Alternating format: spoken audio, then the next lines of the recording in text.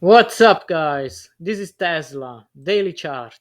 Today we had an awesome day, and if you watched my video from yesterday, what did I say? Expect a bounce, and there it is 5.46%. That's how we managed to close today. That's great, right? But there is always a but, and there is something that I want the bulls to consider. So, yes, today we went up. It's all good. It's all nice. Great. But here's the thing, we are still below the 20 days double exponential moving average. So that's not good. We are still with a MACD crossed to the bears, and we still have a PMO that is almost here, ready to cross to the bears. So my concern here, actually, my question here is how, what catalyst is going to move Tesla higher than this level when we are here now? I don't see any catalyst at the moment, and that's an issue. So I tried to look at different time frames. I started on the 4 hours, and on the 4 hours chart, well, sure, we can say, okay, um, we are inclining with the 50 days double exponential moving average. The 5 just crossed above, the price is above each single line, and the 20 is going up. So that's great. However, the 20 days double exponential moving average, which is this green line, is still below the 50.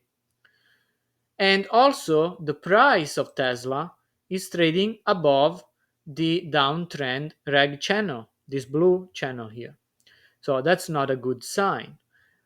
So I moved to the daily time frame. Daily time frame is very similar to the 4 hours. Okay, we are below the 20, and we are above and outside this reg channel 50. So that's not a very good sign. So I said, well, what if I consider a longer time frame? There it is, weekly chart. All right, weekly chart. We stepped underneath. We stepped below the 50, this blue channel here. So we regained and touched this channel. So that's a positive sign. The volume profile here looks that the top of the volume it's around 228 to 31. So that's a range that I would probably consider. The price is above the 50. However, the 20 days double exponential moving average is still below the 50. So we haven't had that cross just yet. So if we look at the weekly, we have a few levels that I would consider. This is a previous level of support that we just broke. So this was support here, almost support here, and it'll act a little bit as a support, but then it became resistance, and now we just break above. So that's good. What is the next level that I would consider? Well, the next level is probably this over here. That, surprise, surprise, it's it's basically the top of this volume at 230. So if the stock goes at 230, this is kind of an interesting level because it was resistance here, was support here, almost support here, resistance, support, resistance. What else? Here looked like resistance. So it's an interesting level, but how is it going to push above this? I don't really see it. And also consider this, the MACD is, yes, crossed to the bulls.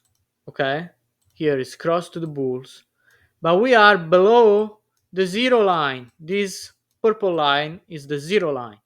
So every time the MACD is crossed to the bulls, but we are below the zero line, is not that strong. Look what happened here. Actually, let me delete so you can see clearly. Okay, we crossed to the bulls. We were cross to the bulls here with the MACD, but we were below the zero line, and sure enough, we got a bounce. And then we leveled up, and then we went further down. So it looks to me that that's what's gonna happen here. We crossed to the bulls. We had our bounce here, and now we are leveling up. So if the MACD starts to curl, well, we can go down. And where are we gonna go? Oh, that looks nasty, but it's possible. $53 can happen. I mean, Tesla moves insanely, so 53, it's a level to watch. I don't want to be, negative here, but that can happen. And also, if we draw Fibonacci, all right, so Fibonacci, there it is. Look, the 160% move in Fibonacci, it's around 66, so very close to 53. That's all I have to say. Just, be